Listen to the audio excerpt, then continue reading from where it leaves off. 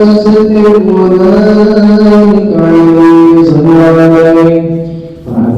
jemaah Tahfidz Quran yang sama-sama kita hormati. Selanjutnya mari kita simak dan kita dengarkan apa-apa yang akan disampaikan oleh guru kita Al-Ustaz Mahfudul Fawaz. Semoga kita dapat mengamalkannya setelah mendengarkan ilmu yang disampaikan oleh beliau. Amin ya rabbal alamin. Kepada guru kita Ustaz Mahfud, tafadhal masykur. Assalamualaikum warahmatullahi wabarakatuh. Bismillahirrahmanirrahim. Alhamdulillahilladzi at'amana min ju' wa amanana min khawf. Allahumma salli wa sallim ala nabiyyina Muhammadin wa ala alihi wa ashabihi ajma'in, amma ba'd. Alhamdulillah jamaah sekalian, pada malam hari ini Allah telah sampaikan umur kita pada bulan kedua dari bulan Hijriyah, tahun Hijriyah, yaitu kita memasuki bulan Safar. Bulan Safar. Bulan Safar ini ya, bulan yang dimana merupakan bulan ada hal-hal yang diperdebatkan di dalamnya ya. Khususnya karena sebahagian ada yang meyakini bulan Safar ini bulan yang banyak turun bala ya. Akan tetapi dari riwayat-riwayat hadis yang sahih ya, bahwa bulan Safar itu sebagaimana bulan-bulan lainnya ya.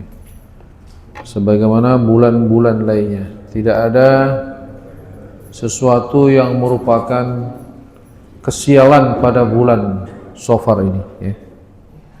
Jadi memang dulu ya, waktu saya kecil misalnya, orang meyakini kalau hari Selasa ya, dan Sabtu itu sering disebut hari apa?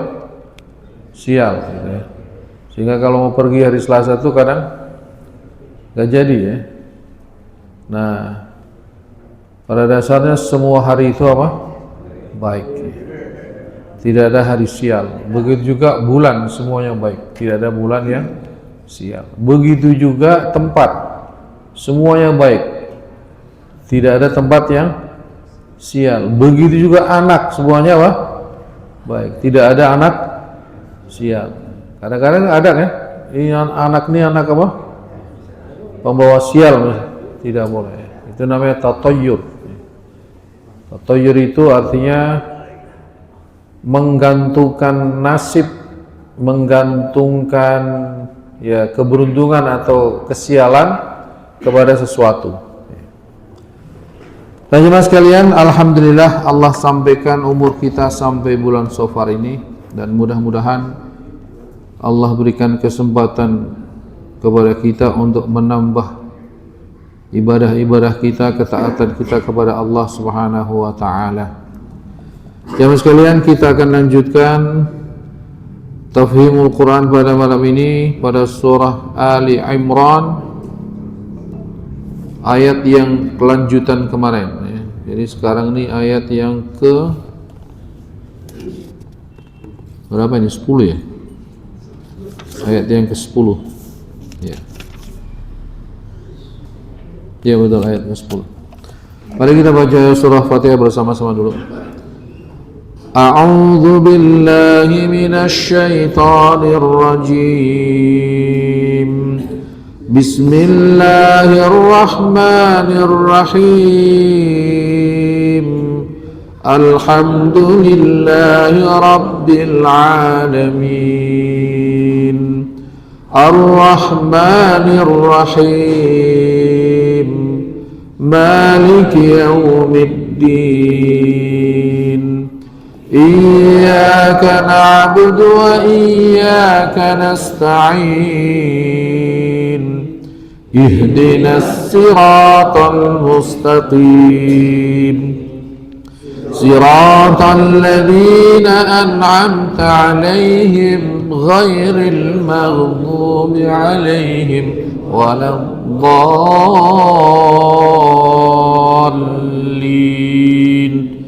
آمين. Saya akan lanjutkan surah Ali Imran ayat 10 ya. Innal ladzina kafaru lan tughni anhum amwaluhum wala auladuhum minallahi syai'a wa ulaika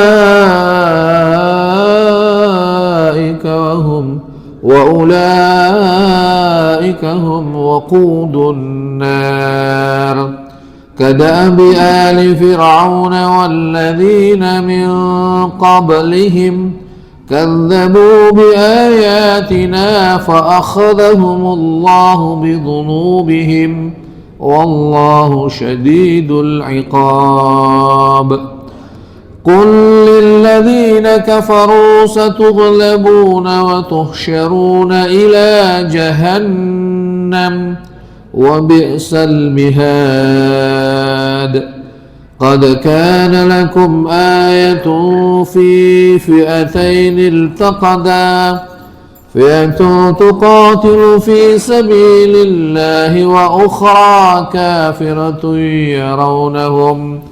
يرونهم مثليهم رأي العين والله يؤيد بنصره من يشاء إن في ذلك لعبرة لأولي الأبصار زين للناس حب الشهوات من النساء والبنين والقناطير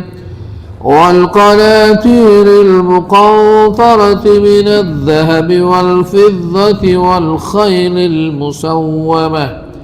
والخيل المسومة والأنعام والحرث ذلك متاع الحياة الدنيا والله عنده حسن المآب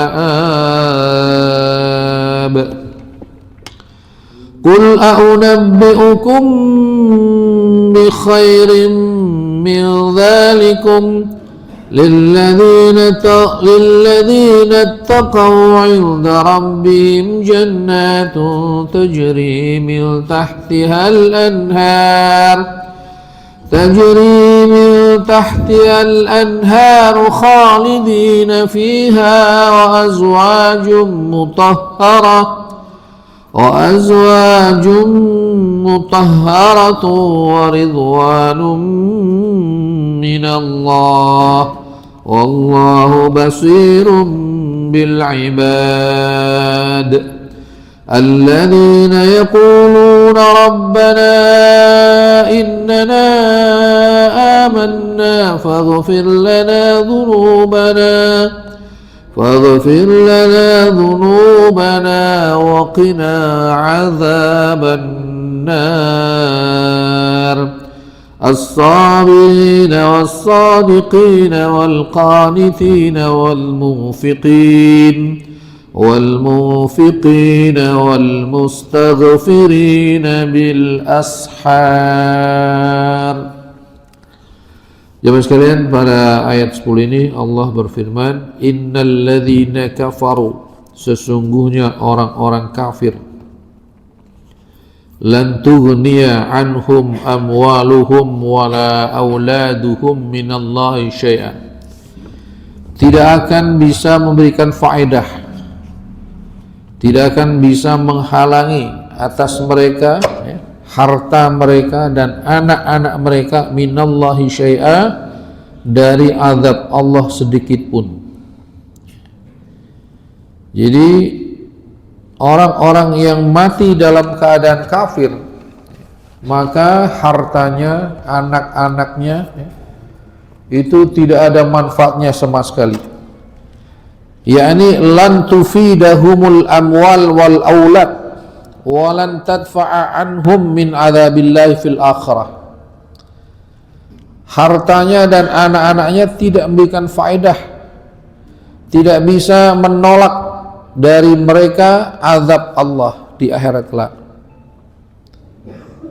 Jadi kalau orang meninggal dalam keadaan kafir, itu sudah pasti dan pasti masuk neraka jahanam khalidina fiha. Biar punya harta banyak, anak banyak, tidak ada manfaatnya. Tapi kalau orang beriman gimana, Pak? Kalau orang beriman ada harapan. Kalau orang beriman, dia meninggal dalam keadaan beriman, dia meninggalkan misalnya anak-anaknya. Anak-anaknya ini boleh jadi ketika dia sudah meninggal, anaknya berdoa terus, mendoakan minta ampun, ya, mendoakan ibu bapaknya yang sudah meninggal dunia, memberikan manfaat. Tetapi kalau orang kafir meninggal, itu tidak ada manfaatnya sama sekali anak-anaknya. Ya, walaupun anaknya Islam, ya, walaupun anaknya Islam. Ya, misalnya kan ada bapaknya non muslim, anaknya mu'alaf, misalnya anaknya mu'alaf gitu. Anaknya berdoa, nggak ada manfaatnya. Karena doa itu ya, tidak bermanfaat buat orang yang mati dalam keadaan apa? Kafir. Nah, ini repotnya itu, Pak. Jadi nggak ada manfaatnya. Tapi kalau orang beriman, anak yang masih ada di dunia itu bisa memberikan manfaat. Waladun salihun yad'ulah, anak yang saleh yang memberikan, yang berdoa untuk dia. Apalagi di akhirat, ini sama sekali harta yang begitu banyak, ya, atau anak yang begitu, anggaplah derajatnya tinggi-tinggi di dunia, tidak ada manfaatnya sama sekali. Allah katakan wa ulaika hum waqudun nar. Mereka itu menjadi bahan api neraka, bahan bakarnya. Kalau orang di dunia bahan bakar api itu kayu, ya. Tapi kalau di neraka bahan bakarnya adalah manusia, ya, dan batu-batu. Manusia dan batu. Nah, jangan sekalian ini orang-orang kafir, ya. Ini yang mengatakan Allah, yang menjelaskan Allah, kadabi ali fir'auna walladzina min qablihim, sebagaimana ya keluarganya Fir'aun dan orang-orang yang sebelumnya dari golongan orang-orang yang kafir. Ya, Fir'aun juga sama, Pak. Dia matinya dalam keadaan kafir. Sebenarnya Fir'aun itu di akhir-akhir umurnya, ketika udah tenggelam, dia udah minum air banyak, itu udah kayaknya udah mati sebentar lagi tuh, ya. Dia beriman, Pak. Tapi sudah nyawanya sudah ghar itu nyawanya udah tinggal separuh, dikit lagi. Itu sudah tertolak tobatnya. Jadi tobat itu tertolak kalau sudah terbit matahari dari sebelah barat atau waktu ghar, yaitu nyawa sudah setengah jalan, sudah tinggal dikit lagi keluar. Itu sudah tidak diterima tobatnya. Mungkin kalau matahari dari sebelah barat mungkin kayaknya masih lama itu, ya. Kayaknya kita nggak ketemu kelihatannya itu matahari terbit dari sebelah. Tapi kalau ghar itu bisa kapan aja, Pak. Ghar bisa kapan aja, ya. Jangan sampai waktu ghar baru tobat. Jadi Fir'aun itu ketika udah tenggelam, udah mau mati, baru dia tobat. Tobatnya tidak diterima. Maka di sini dikatakan Fir'aun sebagaimana orang yang kafir tadi, ia menjadi penghuni neraka. Tapi luar biasanya jemaah sekalian, istrinya Fir'aun itu, walaupun Fir'aunnya itu jahat, ya, tapi istrinya itu namanya Asiyah, itu calon penghuni surga. Nah, ini luar biasa nih. Suaminya jahat tapi istrinya calon penghuni surga, namanya Asyah. Asyah nama anak apa namanya? Wanita yang soleha itu. Tapi kalau anak-anak sekarang dikasih nama Asyah kayaknya pada nggak mau tuh. Asyah.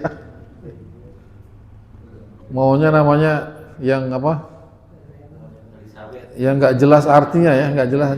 Kalau nama Asyah itu mungkin harapan orang tuanya, mudah-mudahan kayak Asyah masuk surga. Dia berdoa, ya Allah bangunkanlah aku satu istana di surga. Ini Fir'aun. Ini juga pelajaran buat ibu-ibu. Fir'aun itu suami yang nggak baik, yang jahat itu. Tapi Asyah itu tetap melayani dengan baik. Walaupun suaminya itu nggak baik, tapi Asyah tetap melayani sebagai suami, dilayani dengan baik. Makanya ibu-ibu terutama itu ya, suami-suami kita, misalnya suami nggak baik, tapi kayaknya nggak sejahat Fir'aun ya. Asyah saja masih melayani suami yang Fir'aun itu. Kalau kayaknya suami-suami Indonesia itu kayaknya belum ada yang menyamai jahatnya seperti Fir'aun ya. Harusnya ibu-ibu ya bisa mengambil pelajaran di situ ya. Kemudian kadzabu bi ayatina, mereka mendustakan ayat-ayat kami, fa akhadhahumullahu bi dzunubihim, maka Allah menghukum mereka disebabkan kekufuran dan disebabkan dosa-dosa mereka. Jadi dosa itu jemaah sekalian ya, itu akan mengundang azab Allah Subhanahu wa taala, baik itu di dunia maupun di akhirat. Jadi di dunia juga Allah katakan itu. Zaharal fasadu fil barri wal bahri bima kasabat aydin nas liyudhiqahum ba'dalladzi amilu. Jadi kerusakan di langit dan bumi itu disebabkan oleh ulah tangan manusia, agar manusia itu merasakan akibat dari perbuatannya. Jadi ada azab di dunia nih Pak ya. Azab di dunia yang Allah berikan kepada manusia supaya manusia merasakan akibat dari perbuatan dia. Kerusakan yang ada di dunia ini, di muka bumi, di laut dan di daratan ya. Ya kalau yang di daratan mungkin yang paling jelas ya kayak apa? Penebangan pohon-pohon dijadikan apa? Perumahan sehingga akhirnya terjadi banjir, terjadi longsor dan segala macam. Kalau laut ya apa itu katanya? Dikeruk apa? Hasil lautnya atau ya begitulah ya. Jadi kerusakan itu aslinya adalah karena ulah tangan manusia. Wallahu syadidul iqab. Allah itu maha pedih siksanya. Nah ini Pak, ini asma Allah syadidul iqab, ini penting untuk kita ingat-ingat. Allah itu maha pedih siksanya. Karena ini syadidul iqab, ini seringkali ya jarang kita dengarkan ya. Yang sering kita dengar itu Ghafurur Rahim, ya kan? Allah maha pengampun, Allah maha penyayang. Tenang aja, ntar tinggal minta ampun pada Allah, Allah maha pengampun. Akhirnya apa? Akhirnya meremehkan berbuat maksiat karena tidak ada khauf, tidak ada apa? Rasa takut. Terlalu banyak rojak harapan. Allah maha pengampun, tenang aja. Nanti tinggal minta ampun pada Allah. Nah ini syadidul iqab, Allah juga maha mengazab, Allah maha menyiksa. Wallahu syadidul iqab, Allah itu maha dahsyat azabnya. Ada orang maksiat misalnya, banyak duitnya, antar gampang air bulan umrah, habis umrah juga bersih lagi. Nah. Memang ada hadisnya, umrah itu menghapuskan dosa dari satu umrah ke umrah. Memang ada, tapi itu jangan dijadikan andalan. Karena yang mengampuni dosa itu Allah. Yaghfiru liman yasha wa yu'adzibu man yasha. Allah mengampuni orang yang Dia kehendaki, Allah juga mengadab yang Dia kehendaki. Iya, kalau umurnya sampai bisa umroh lagi, kalau belum berangkat sudah meninggal ya. Atau naik pesawatnya meledak ya. Jadi jangan kita terlalu istilahnya berharap ya. Allah tuh Maha Pengampun, sudah gampang, nanti gampang taubat nih. Namun juga tidak boleh kita berputus asa. Berputus asa artinya, wah kayaknya saya nggak bakalan diampuni, dosa saya udah kebanyakan nih kayaknya, udah telanjur basah sekalian aja deh. Nah itu juga nggak bisa juga begitu ya. Karena Allah itu Maha Pengampun. Banyak kisah-kisah masa lalu Pak, tentang orang-orang yang putus asa, akhirnya diberikan petunjuk oleh Allah, ketemu dengan seseorang yang memberikan arahan, tidak, Allah itu Maha Pengampun. Ada seorang habis dipotong tangannya Pak, jadi dia nyuri ya. Sudah curiannya itu sudah masuk nisab, dia memang menyerahkan dirinya. Nah, kemudian apa? Setelah dipotong itu, dia bilang, "Halli min taubah." Dia tanya kepada Nabi. Orang ini tanya kepada Nabi, "Halli min taubah?" Ya Rasulullah, apakah dengan dipotongnya tangan ini bisa jadi jalan taubat saya? Akhirnya kata Rasulullah, "Al-yauma kayaumi waladatki ummuk." Ini seorang perempuan ya. Hari ini adalah sebagaimana hari di mana ibumu melahirkanmu. Artinya apa? Bersih. Jadi taubatnya dia itu ya, walaupun ya, taubatnya dia itu membersihkan dosa-dosa di masa lalu. Artinya kita jangan sampai putus asa. Wah kayaknya saya bakalan udah kebanyakan dosa saya misalnya. Enggak, Allah itu Maha Pengampun. Tidak boleh putus asa. Wala tayasu mir rohillah. Wala tayasu mir rohillah. Innahu la yasu mir rohillah illal qaumul kafirun. Jangan putus asa dari rahmat Allah, dan tidaklah putus asa dari rahmat Allah kecuali orang-orang kafir. Selama kita ada iman, kita harus yakin bahwa Allah itu Maha Pengampun. Kemudian mas sekalian, qul lil ladzina kafaru satughlabuna wa tuhsyaruna ila jahannam wa bi'sal masir. Katakanlah kepada orang kafir, engkau akan dikalahkan dan akan digiring ke neraka Jahannam, dan neraka Jahannam itu seburuk-buruk tempat. Ini di sini terangkan Pak, asbab nuzul ayat ini dikatakan sababun nuzul lamma asaba Rasulullah Quraisyan bi Badrin wa raja ila al-Madinati jama'al yahuda faqala lahum ya ma'syaral yahud aslimu qabla an yusibakum Allah bima asaba Quraisyan faqad araftum anni nabiyyun mursal. Jadi ketika Nabi pulang dari perang Badar, nah ini asbab nuzulnya ayat ini Pak. Sebab turunnya ayat ini adalah Nabi pulang dari perang Badar, di mana perang Badar ini perang orang kaum muslim ini mengalami kemenangan yang gemilang ya. Karena di perang Badar ini Allah membantu kaum muslimin. Ini peperangan yang pertama yang paling besar.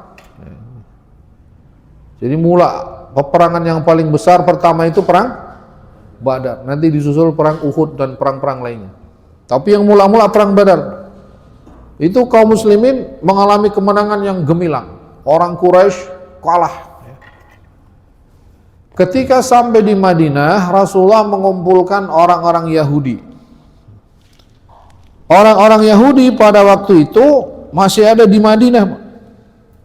Karena di Madinah itu waktu itu penduduknya bukan hanya orang Islam, orang Yahudi dan kabilah-kabilah Arab ya. Jadi kalau Indonesia Bhinneka Tunggal Ika, kurang lebih seperti itulah. Orang Yahudi itu nanti terusir dari Madinah ketika dia berkhianat terhadap piagam Madinah, yaitu satu undang-undang dasar ya, negara Madinah. Itu dia mengkhianati itu, baru setelah itu diusir oleh Rasulullah sallallahu alaihi wasallam. Sejak itu orang Yahudi tidak ada di Madinah. Tapi ini waktu perang Badar masih ada, Pak. Ketika Nabi pulang dari perang Badar, Nabi mengumpulkan orang Yahudi. Nabi bilang, "Ya ma'syaral Yahud, wahai orang Yahudi, berislamlah kamu atau masuk Islamlah kamu sebelum engkau terkena ya hukuman dari Allah sebagaimana Allah mengenakan kepada orang Quraisy. Dan engkau telah tahu bahwasanya aku adalah nabi yang diutus." Jadi orang Yahudi ini ya, zaman Nabi sudah ada. Apa jawab dia? Faqalu, dia bilang, "Ya Muhammad, wahai Muhammad, la yaghurrannaka min nafsika annaka qatalta nafaran min Quraisy kanu azmara." Jadi kata orang Yahudi, "Ya Muhammad," bahasa kitanya kurang lebih Pak ya, kamu jangan sombong, jangan apa pede gitu, jangan merasa apa merasa tinggi hati bahwa kamu sudah bisa membunuh orang-orang Quraisy. Kata orang Yahudi itu, orang Quraisy itu orang bodoh-bodoh. Jadi wajar kalau kamu bisa mengalahkan dia. Yakni mereka la ilma lahum bil harb, mereka nggak tahu cara perang. Lalu dia bilang, "Innaka wallah law qataltana la arafta anna nahnu rijal." Wah, kata dia, "Innaka wallah." Dia sumpahnya juga wallah, karena orang Yahudi mengakui apa?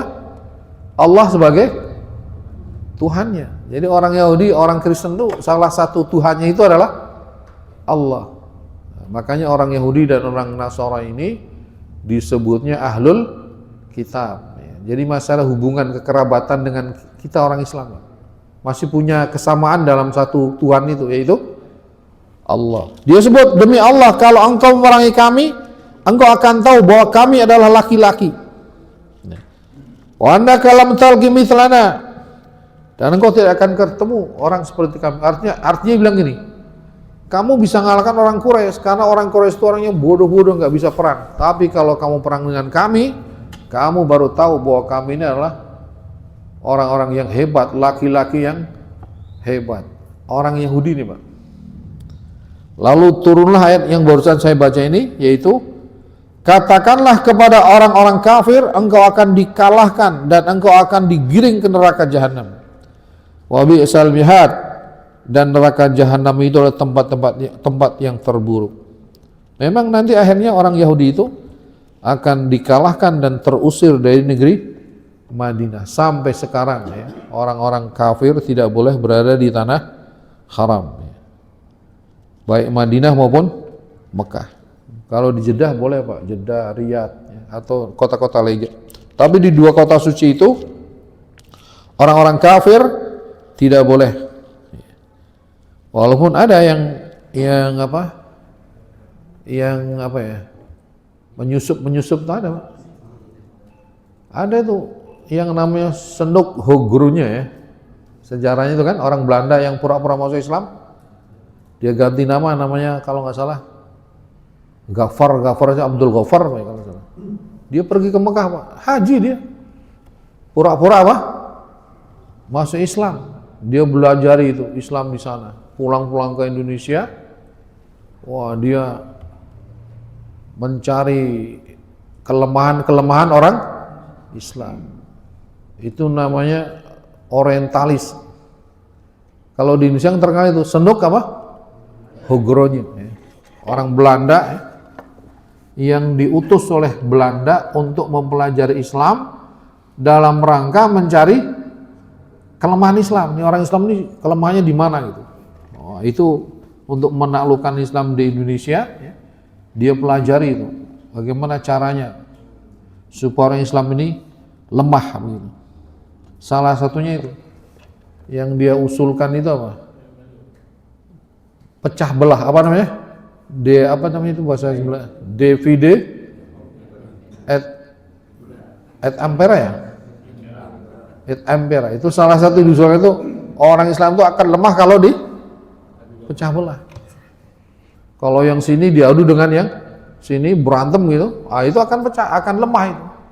Maka kerajaan-kerajaan pada waktu itu kan dipecah-pecah tuh, supaya kerajaan ini bisa berantem dengan kerajaan ini. Misalnya Jogja itu juga pecah itu, ada kerajaan apa sejarahnya ya, terjadi perpecahan di Jogja itu, kerajaan mana itu yang pro Belanda, ada yang pro Indonesia.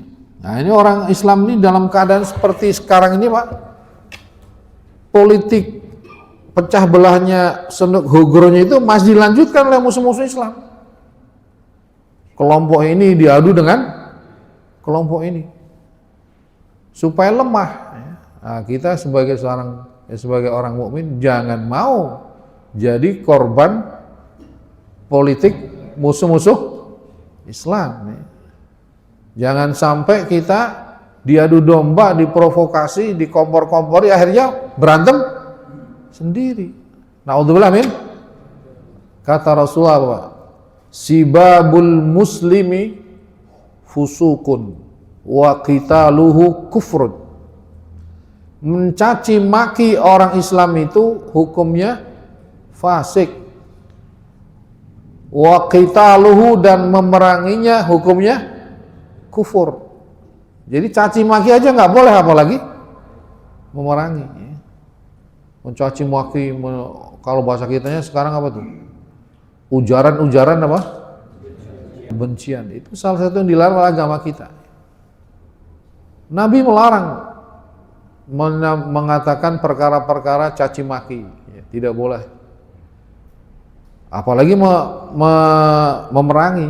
Nah, Senduk Hogurnya itu tahu orang Islam akan lemah kalau dipecah belah. Makanya sepanjang mereka ingin melemahkan Islam di Indonesia, sepanjang itu pula mereka akan mengadu domba. Caranya banyak, kalau nggak mempan dengan kesukuan agama, ya agama di kelompok ini, ya, diadu domba.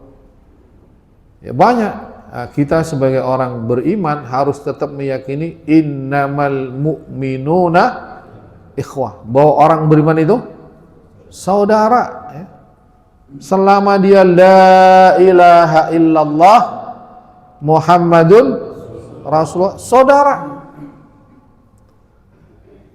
Mau dia orang Jawa, mau dia orang Sunda, mau dia orang Lampung, mau dia orang Aceh, mau dia orang Arab, ya, mau dia orang Cina, kalau dia la ilaha illallah Muhammadur Rasulullah, saudara. Itu Pak. Tapi musuh Islam nggak mau begitu. Dia kembangkan itu fanatisme kelompok, ya. Fanatisme kepada golongan. Akhirnya saling ujaran apa tadi? Kebencian, ya, dikompor-kompori, perang. Ya. Padahal kata Rasulullah Sallallahu Alaihi Wasallam tadi, wa qitaluhu kufrun, memerangi kaum muslimin itu hukumnya kafir. Jangan sampai kita ikut-ikutan Pak ya. Jangan sampai kita terprovokasi ikut-ikutan perang melawan saudara seiman. Kadang saya juga gemes juga itu Pak, kepada yang ngomongnya apa. Kadang-kadang kan begitu kan, yang udah ngompor-ngompori hajar. Wah. Yang begitu tuh harusnya berdua aja suruh perang sendiri, nggak usah ngajak apa? Nggak usah ngajak jamaah gitu, nggak usah ngajak orang awam ya. Kasihan umat nih, umat jadi korban, sementara mereka mungkin malah nggak tahu di mana adanya ya. Yang jadi korban siapa? Umat. Nah, kita jangan mau dijadikan korban begitu. Lalu qad kana lakum ayatun fi fi'atanil taqata. Telah ada ayat, tanda ataupun ya pelajaran ya. Dalam dua fi'atanil taqata, dua kelompok yang bertemu, yang berperang, fi'atun tuqatilu fi sabilillah, satu kelompok berperang di jalan Allah, wa ukhra kafiratu yaronahum mithlaihim ra'yal ain, dan yang lainnya adalah orang kafir, mereka melihat orang-orang yang beriman itu seperti dua kali lipat.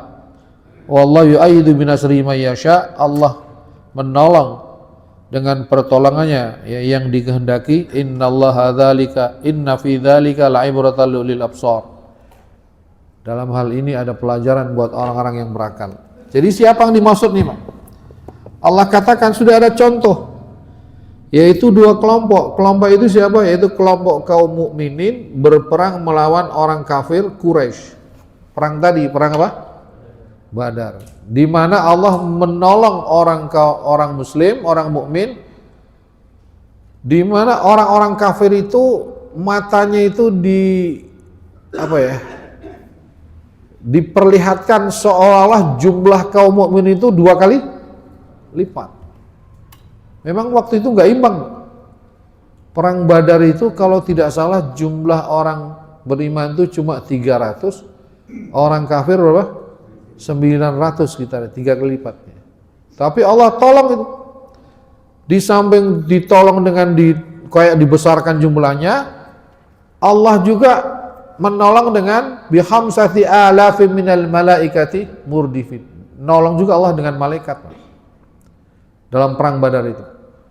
Itu tadinya pada perang Badar itu sebahagian ya kelompok itu pulang.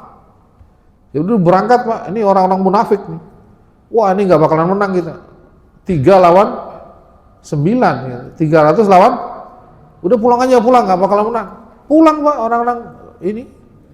Ya, mereka bilang, tapi orang yang imannya kuat, ya, katanya kita berperang karena Allah. Dia baca satu ayat, kam min fi'atin qalilatin ghalabat fi'atan katsiratan biidznillah.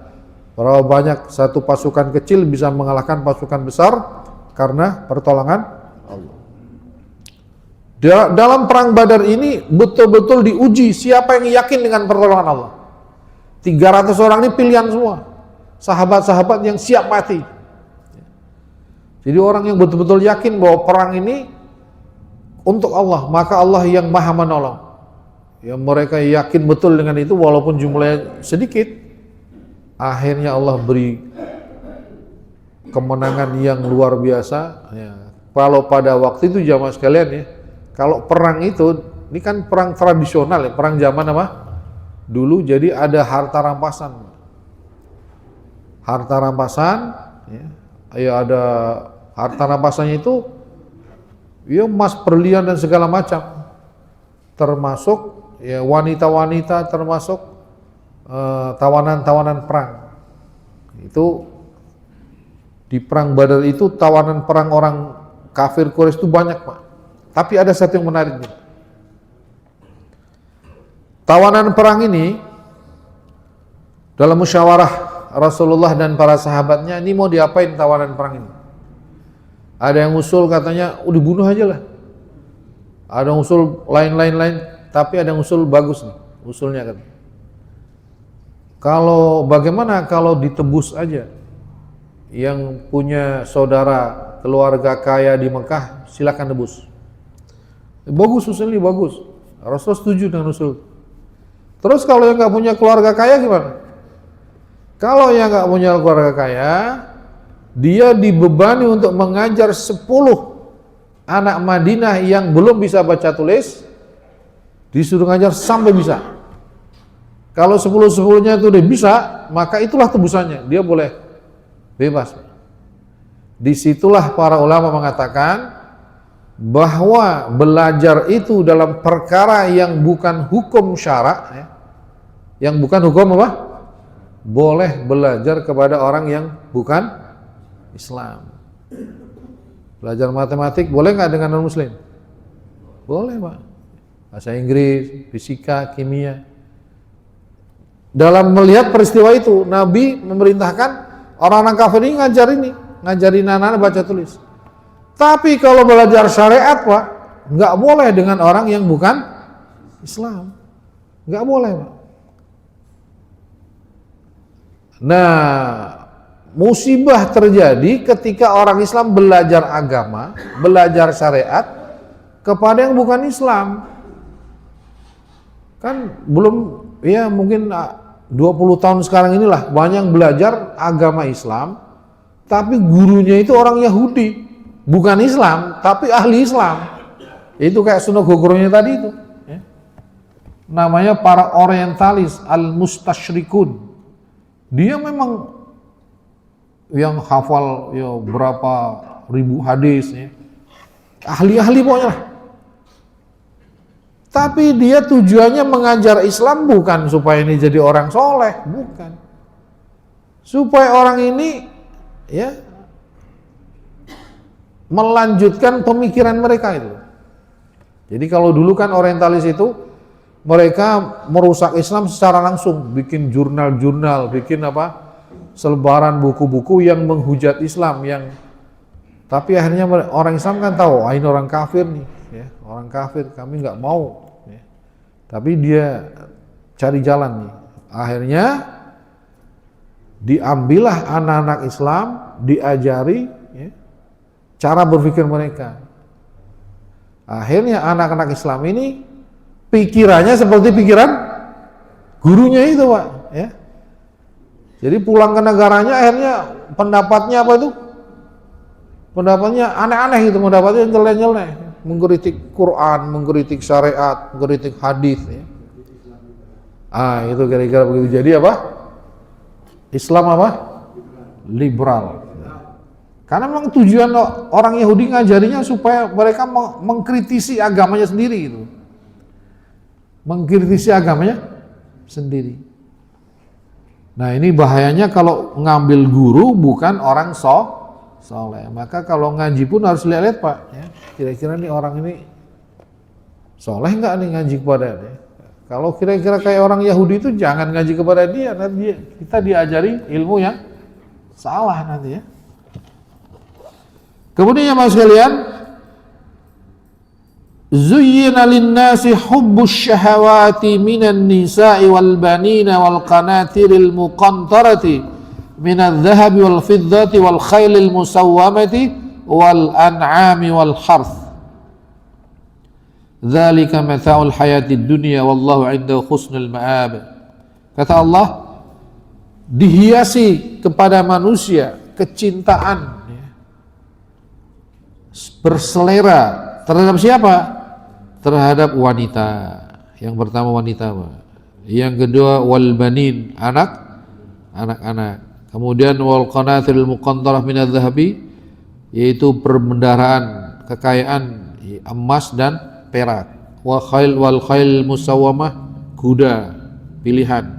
Wal an'am, binatang ternak. Wal harth, yaitu pertanian, ladang sawah. Jadi Mas sekalian, Allah katakan, Allah itu ya, manusia itu diberi satu kesenangan berselera kepada siapa? Kepada wanita. Ya, ini umum, namanya manusia senang wanita itu satu hal memang yang dihiaskan oleh Allah, ya, kecintaan terhadap wanita. Begitu juga anak-anak. Ya biasanya itu yang berat itu istri dan anak. Betul, Pak? Kadang orang tuh baik ya, tapi ketika dia terpengaruh oleh istri dan anak, demi istri, demi anak, akhirnya dia bisa menjadi tidak baik. Para koruptor itu kebutuhan untuk dia sendiri itu sebenarnya nggak banyak, Pak. Tapi kenapa koruptor sampai bertriliun-triliun gitu? Untuk apa kan? Saya kaget itu ada orang korupsi sampai 297 itu uang apa itu 297 triliun. Jadi mungkin yang dalam pikiran dia bukan hanya dia, yang dipikirin apa? Anaknya nih, biar anaknya kan. Ini jamaah sekalian, kalau cinta atau senang kepada istri, kepada anak, ya, memang dikatakan seperti itu di sini. Begitu juga kecintaan kepada emas permata, ya, kepada perak, emas, tunggangan, ya. Kalau sekarang mungkin bukan kuda, tapi mungkin mobil-mobil, ya. Begitu juga binatang-binatang dan sawah, ya, tanah, ya. Ini memang manusia begitu, diberi kesenangan kepada hal-hal seperti itu. Nabi pun diberi kesenangan, Pak. Tapi kata Nabi, dari kenikmatan dunia ini yang aku senangi 2 perkara, yaitu minyak wangi dan wanita, Pak. Jadi Nabi itu senang apa? Minyak wangi. Makanya tangan Nabi itu selalu wangi. Dia senang sekali dengan minyak wangi dan wanita. Kalau harta gimana? Nabi tidak tidak meninggalkan harta. Ketika meninggal pun, ya, Nabi itu tidak mewariskan harta. Tidak bangun istana, tidak bangun rumah-rumah mewah, ya. Tapi tadi kalau istri memang ada beberapa istri, Hanya istri Nabi bersifat khususiyah, ya. Khususiyah tadinya syariatnya itu khusus untuk Nabi, ya. Kalau yang umum berapa? Yang umum apa? 4, ya. Tapi kalau Nabi boleh lebih dari 4, Pak. Tapi yang umum itu maksimal apa? 4. Tapi kalau saya sarankan ini 1 aja, ya. 1 aja cukup. Ngapain banyak-banyak, ya. 1 aja udah repot, ya. Tapi kalau mau ada kemampuan, ya silakan aja, ya. Silakan. Kalau ada kemampuan bersikap adil, kemampuan menafkahi, ya nggak apa-apa. Bukan hal yang dilarang, tapi ya perlu difikirkan, ya. Apalagi beban hidup sekarang kan luar biasa, Pak, ya. Kalau bisa 1, ya kata Allah kan, ya, wa in khiftum alla ta'dilu fawahida. Kalau kira-kira kamu tuh nggak bisa adil, apa? Udah 1 aja, ya. Daripada nanti perang repot sendiri kan. Orang maksudnya punya istri biar tenang, kalau 2, 3 perang terus jadi malah nggak tenang, ya. Ya orang nikah kan pengen bahagia, kalau perang terus gimana, ya? Tadi Quran sudah memberikan aturan apa, wa in khiftum alla ta'dilu fawahidah. Kalau kira-kira takut nggak bisa adil, udah cukup 1. Kecuali yang yakin dirinya itu bisa adil, ya, punya kemampuan nafkah, nggak apa-apa mau 2, mau 3, mau 4 silakan aja. Kalau saya memang takut, Pak. Terus terang saya mah takut. Jadi sementara cukup 1 aja.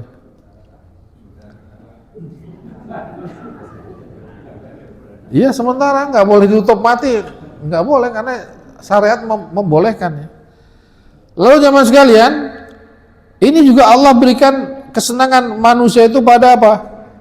Pada emas, pada perak, pada kuda pilihan, pada binatang ternak, pada sawah, ya, tanah. Itu hal yang memang disenangkan kepada manusia, diberikan selera untuk itu. Tapi kata Allah jamaah sekalian, ya, kata Allah nih, Allah melanjutkan, ya. Zalika mata'ul hayatid dunya. Itu adalah perhiasan dunia, kenikmatan dunia. Wallahu indahu husnul ma'ab. Allah, ya, di sisi Allah ada, ya, kenikmatan yang luar biasa, yang terbaik, yang lebih dari segalanya, ya. Kalau yang tadi itu di dunia, ya. Tapi di Allah Subhanahu wa taala mempunyai yang jauh lebih baik daripada itu. Apa itu? Nah, ini Allah katakan ini. Allah punya tempat kembali yang paling baik. Kalau kata Allah, kul a'unabbi'ukum bi khairin min dzalikum. Katakanlah Muhammad, maukah aku beritahu kepadamu hal yang lebih baik dari yang tadi itu, Pak? Yang tadi kan apa? Istri, anak, kemudian apa? Emas, perak, ya. Kuda pilihan, kemudian apa tadi itu? Binatang ternak, sawah, ya. Maukah aku beritahu yang lebih baik dari itu? Lilladzina taqaw, bagi orang-orang yang bertakwa, inda rabbihim, di sisi Tuhannya nanti ada jannatun tajri min tahtil anhar, ada surga yang mengalir di bawahnya kali-kali, ya, sungai-sungai, khalidina fiha, mereka kekal di dalamnya. Jadi maksudnya semua perhiasan yang tadi diberikan Allah di dunia itu, ya, ada yang jauh lebih baik daripada itu, yaitu kenikmatan surgawi. Jangan sampai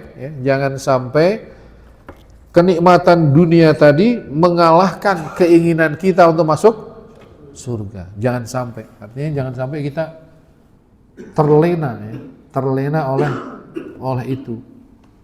Tujuan hidup di dunia ini, inna sholati wa nusuki wa mahyaya wa mamati lillahi rabbil alamin. Saya pernah dengar satu tamsil begini, Pak. Bagus juga orang berikan tamsil, ya. Ada seorang guru lah memberikan tamsil begini. Jadi orang hidup di dunia ini, Pak, yang tadi disebut oleh Allah itu ada wanita, ada anak-anak, ada harta benda, ada binatang-binatang tunggangan, ada sawah, segala macam itu dimaukan orang yang diperintahkan oleh seseorang, ya, untuk mengambil permata di dalam dasar laut. Jadi kamu turun, dikasih apa tuh? Yang untuk bernapas, ya, apa? Vakum itu, ya, oksigen.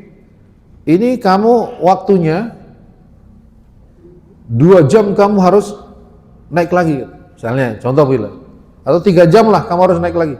Kamu turun, ambil permata-permata di bawah, 3 jam kamu harus naik lagi. Kalau sampai nggak naik lagi, wah bahaya, kamu bisa mati di sana. Nah, orang yang pintar, orang yang cerdas, begitu dia turun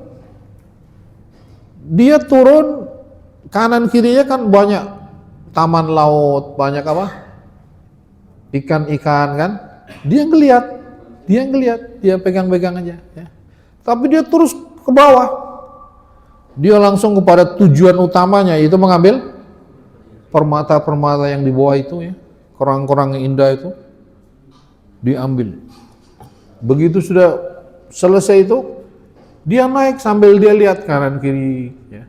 Keindahan taman laut, ada binatang-binatang laut, ikan-ikan yang indah. Akhirnya sampai ke atas, ya. Dia menikmati tadi, tapi dia misi tercapai.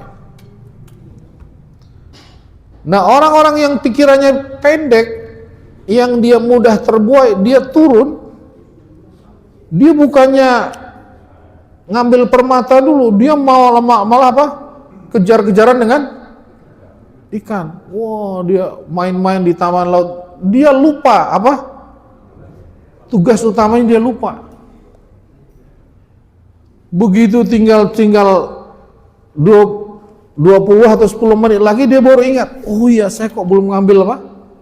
Permata. Dia akhirnya turun, oksigennya habis.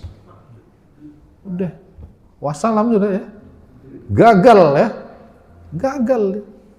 Nah, ini sama dengan kita hidup juga begitu, Pak, ya. Kita ada misi, kata Allah di dalam Quran itu, ya, wa ma khalaqtul jinna wal insa illa liya'budun. Tidak aku ciptakan jin dan manusia kecuali untuk boleh menikmati yang tadi itu, boleh Pak, menikmati wanita, anak-anak, ya tanaman-tanaman, binatang-binatang, tapi jangan lupa misi utamanya yaitu ibadah. Jangan sampai ya, kita sudah habis umur baru mau ibadah, gagal, tidak ada ulangannya Pak. Jadi kalau gagal dalam ujian sekolah ada ulangan, ujian ulangan kan, ujian ulang lagi, hair misalnya kan, remedial hair lah. Atau misalnya gagal ngelamar satu perusahaan, bisa ngelamar perusahaan yang lain. Tapi begitu orang gagal hidup, nggak ada hidup ulangan. Sampai hari ini tidak ada orang dikubur hidup lagi ya. Kalau seandainya orang kuburan itu diberi satu permintaan Pak, dikabulkan satu permintaan dia apa? Mereka ingin kembali ke dunia untuk beribadah. Farji'na na'mal salihah. Kembalikan kami Allah ke dunia, kami akan beribadah. Nah ini jamaah sekalian. Kemudian di dalam surga itu wa azwajum mutahharah. Di dalam surga itu ada istri-istri, pasangan-pasangan mutahharah. Apa yang dimaksud dengan mutahharah? Kalau kita sering dengar taharah itu kan apa? Suci ya. Ma ma'nal mutahharah di sini dikatakan oleh Allah Subhanahu wa taala, al-mutahharah yakni ya munzihatun 'anid danasi wal khaba'ith ya, al-hissi wal ma'nawi. La yataghwadna wa la yatabawwalna wa la yahdha wa la yakhidna wa la yanfasna. Jadi bidadari-bidadari surga itu Pak, itu suci dari kotoran-kotoran yang konkret dan yang maknawi. Jadi badannya suci, jiwanya juga suci. Gak ada yang bidadari itu cemburu, gak ada Pak. Gak ada bidadari, kan satu orang 70 kan. Jadi Pak Haji syutingnya 70 nanti Pak, tenang aja. Itu enggak, Pak Haji Samu itu kalau masuk surga itu 70, itu enggak ada yang saling cemburu, enggak ada ghil, enggak ada rasa apa iri, enggak ada. Itu doa kita juga begitu Pak. Rabbana ighfir lana wa li ikhwanina alladhina sabaquna min qablina wala taj'al fi qulubina ghillan lil ladzina amanu rabbana innaka ra'ufur rahim. Jangan engkau jadikan rasa dengki, iri kepada sesama kaum mukmin. Di dalam surga enggak ada. Semua bidadari surga itu sudah dibersihkan dari sifat-sifat madmumah, sifat-sifat yang buruk. Termasuk yang konkret itu adalah yang badani atau yang zati. Bidadari surga nggak ada haid, nggak ada buang air kecil, buang air besar, udah bebas semua Pak. Nggak ada, pokoknya kapan aja, ya, nggak ada pre-nya gitu, ya. Ini wa azwajum mutahhar, wa ridwanu minallah, dan ridwan kenikmatan dari Allah. Wallahu basirum bil ibad, Allah maha mengetahui kepada hambanya. Siapa itu Pak? Orang-orang yang dikatakan Allah al-ibad. Alladzina yaquluna rabbana innana amanna, yaitu orang-orang yang berkata Rabbana, wahai Tuhan kami, innana amanna, kami beriman, faghfir lana dzunubana, ampunilah dosa kami, wa qina adzabannar, dan selamatkanlah kami dari api neraka. Jadi wa qina adzabannar ini Pak, doa pamungkas ya. Selamatkan dari api neraka. Kalau kita doa ya, di samping kita masuk surga, pengen masuk surga, tapi lebih utama selamat dari api neraka. Kalau masuk surga tuh mungkin orang beriman selama ada iman dalam dirinya nanti akan masuk, tapi ada yang harus ada ke neraka dulu Pak. Nah kita pengennya mah jangan mampir sana deh ya. Pengennya apa? Langsung ke surga. Waqina benar. Kemudian siapa lagi Pak calon-calon penghuni surga itu? Yaitu as-sabirin, orang-orang yang sabar, was-sadiqin, orang-orang yang jujur, orang yang sungguh-sungguh dalam kebenaran, wal qanitin, orang yang taat, wal munfikin, orang yang mau menginfakannya di hartanya di jalan Allah, wal mustaghfirina bil ashar, yaitu orang-orang yang mohon ampun kepada Allah pada waktu sahur. Jadi jamaah sekalian, kenapa di sini dikatakan pada waktu sahur? Di sini terangkan Pak. Allah mengatakan sahur ini ay waktu sahur kubaila tulu'il fajri. Ya. Yaitu waktu sahur sebelum terbitnya fajar. Karena pada waktu itu Allah Subhanahu wa taala mendengarkan permohonan hambanya, baik yang mohon ya, doa minta ini dan segala macam, terutama sekali yang minta ampun.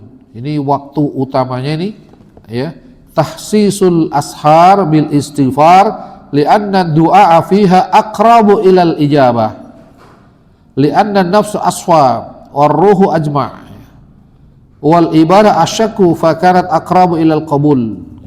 Jadi diterangkan di sini Pak, kenapa dikatakan dipilih kata-kata beristighfar di waktu sahur? Karena pada waktu sahur itu menjelang subuh itu doa itu lebih dekat untuk dikabulkan. Pada waktu jiwa masih bersih. Begitu juga ibadah pada waktu itu asyak lebih berat. Jadi kalau ibadah lebih berat itu biasanya ya, pahalanya lebih besar. Al ajru bigadril masyaqqah. Pahala itu sesuai dengan tingkat apa? Kesulitannya. Makanya memang kalau ya ibadah sebelum subuh itu kan memang berat Pak. Bangun subuh aja berat, apalagi sebelum subuhnya gitu kan. Tapi disitulah calon-calon penghuni surga itu ya, mereka wal mustaghfirina bil ashar, mereka mohon ampun kepada Allah pada waktu sahur ya, yaitu sebelum datangnya waktu fajar. Nah, jamaah sekalian, ada waktu 5 menit nih ya. Barangkali ada yang mau ditanyakan sampai sini ya, sampai ayat berapa tadi? Ya. Insyaallah kita lanjutkan pada pertemuan berikutnya ya.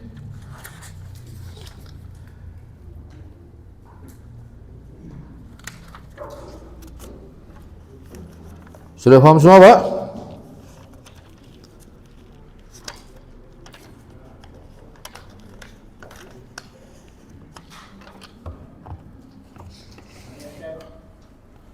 Ya Pak Mul. Assalamualaikum warahmatullahi wabarakatuh.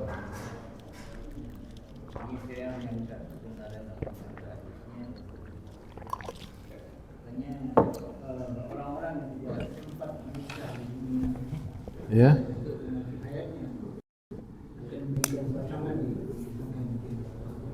Gimana Pak Mul? Orang yang nggak sempat menikah. Ya. Akan diberikan atau akan enggak diberi? Oh iya jelas Pak. Di surga itu walakum fiha ma tashtahi anfusukum, bagimu apa yang menjadi selera jiwamu. Selera jiwa laki-laki adalah punya pasangan. Jadi walaupun di dunianya belum punya istri gitu, meninggal, kalau dia masuk surga di sana akan dilayani oleh apa? Bidadari. Kalau wanita sama aja,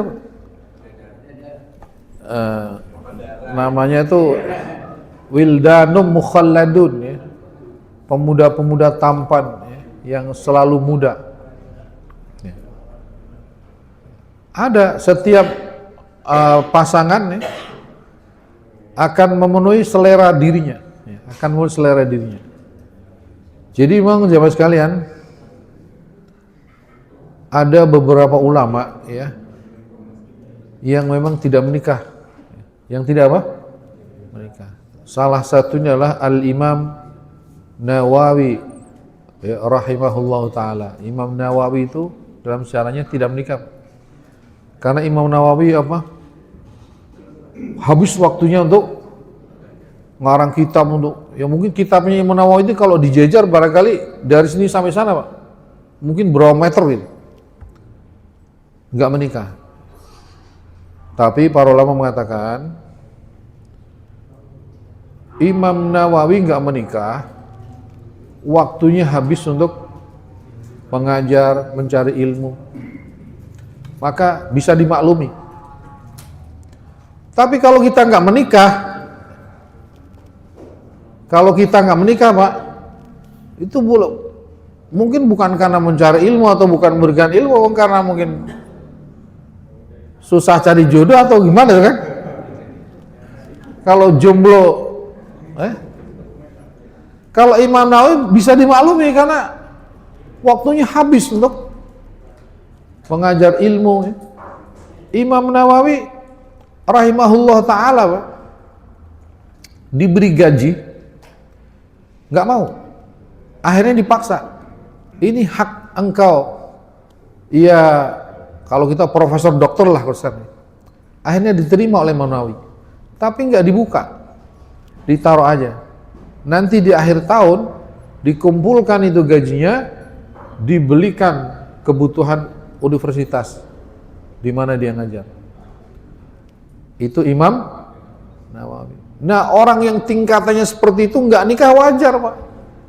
Tapi kalau kita belum makomnya, dia udah sibuk dengan apa namanya, kesibukan agamanya. Jadi apakah Imam Nawawi di surga dapat istri? Ya tentu. Karena di surga itu apa yang menjadi selera kita akan dipenuhi oleh Allah. Apa mau menikah kan? Apalagi ya. Ya nggak menikah aja dapat, apalagi yang menikah. Ada yang bertanya, gimana istri kita? Apakah nanti jadi istri kita di surga? Ada yang bilang, saya nggak mau istri saya mau cari yang ini pikiran manusia. Ya. Kalaupun istri kita sama-sama masuk surga, ya, udah dipermak oleh Allah, Allah. Ini cerita intermezzo kan pernah tuh, ya, yang orang istilahnya cantik jelita, ya, nikah dengan laki-laki yang kurang inilah kan, tapi ketika mati dua-duanya masuk surga. Kaget di surga ketemu kan, wah abang di sini, oh kamu di sini juga kan. Padahal laki-lakinya nggak level dengan istrinya cantik, yang laki-lakinya ya pendek bulat, ya, hitam gitu ya, nggak level lah. Dek, kamu tahu nggak? Tadi ada bocoran dari malaikat. Aku masuk surga itu karena kamu. Emang kenapa bang? Aku ini selalu bersyukur, selalu baca alhamdulillah. Kalau kamu tidur saya pandang wajahmu, saya alhamdulillah. Ya Allah ya Rabb, engkau maha pengasih penyayang, alhamdulillah. Dengan rasa syukur itu, akhirnya saya dibawa ke sini. Kata istrinya, saya juga tadi dapat bocoran bang, saya masuk surga karena abang. Kenapa? Saya banyak istighfar dan bersabar. Kalau abang lagi tidur ngorok, itu saya ngeliat, ya Allah, astagfirullah, sabarkanlah ya Allah, sabarkan. Tapi masuk surga udah berubah semua Pak. Nenek-nenek keriput nggak boleh masuk surga, kakek-kakek peot nggak boleh masuk surga. Biar di dunia udah jadi nenek, surga mah kinclong lagi. Ya. Kata Rasulullah, mala ainun ra'at, wala udhunun samiat, wala khatara ala galbi basar. Tidak pernah terlihat mata, tidak pernah terdengar tidak pernah terbetis dalam pikiran, saking nikmatnya. Ya. Apa yang paling enak di dunia ini, di surga belum apa-apa. Ya, apa yang paling ganteng di dunia, di surga belum apa-apa. Ya, mudah-mudahan kita semua menjadi ahli surga. Bismillahirrahmanirrahim. Alhamdulillahirabbil alamin. Allahumma shalli wa sallim ala sayyidina Muhammadin wa ala alihi wa ashabihi ajmain. Allahumma hdina siratal mustaqim. Allahumma ij'alna min ahlil jannah. Allahumma ij'alna min ahlil jannah. Allahumma ij'alna min ahlil jannah. Allahumma qina adzaban nar. Allahumma qina adzaban nar. Allahumma qina adzaban nar. Rabbana hab lana min azwajina wa dhurriyyatina qurrata a'yun waj'alna lil muttaqina imama. Rabbana atina fid dunya hasanah wa fil akhirati hasanah wa qina adzaban nar. Wa sallallahu ala nabiyyina Muhammadin wa ala alihi wa sahbihi wa baraka wa sallam. Subhana rabbika rabbil izzati amma yasifun wa salamun alal mursalin walhamdulillahi rabbil alamin. Subhanakallahumma bihamdik asyhadu an la ilaha illa ant astaghfiruka wa atubu ilaik. Assalamualaikum warahmatullahi wabarakatuh. Baik, para jemaah sekalian, demikianlah seluruh rangkaian